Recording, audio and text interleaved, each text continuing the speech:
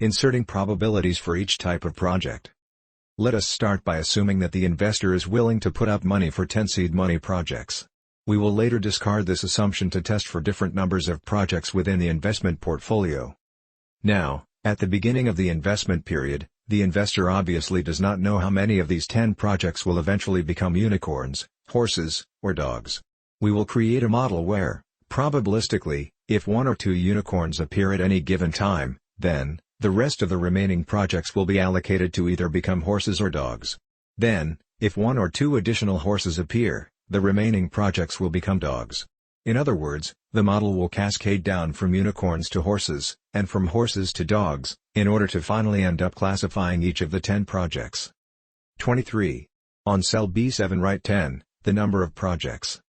We will use a binomial distribution to model for number of appearances of unicorns and horses. 24.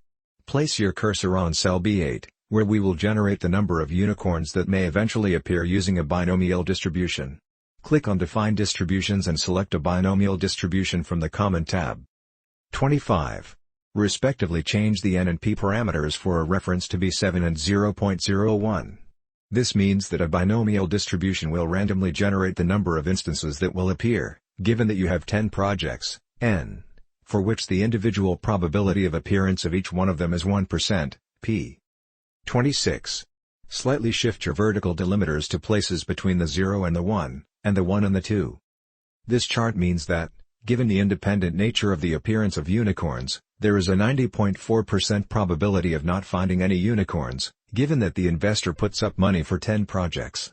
There is also a 9.1% chance that exactly one will eventually appear.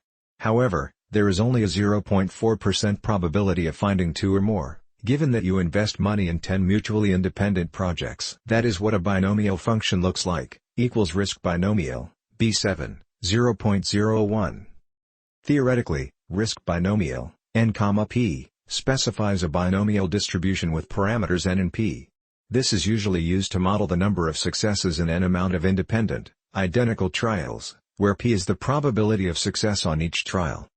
Now let us model the probability of horses appearing among 10 different and mutually independent projects. 27. On cell C8, write the following formula, equals risk binomial, B7 minus B8, 0.05.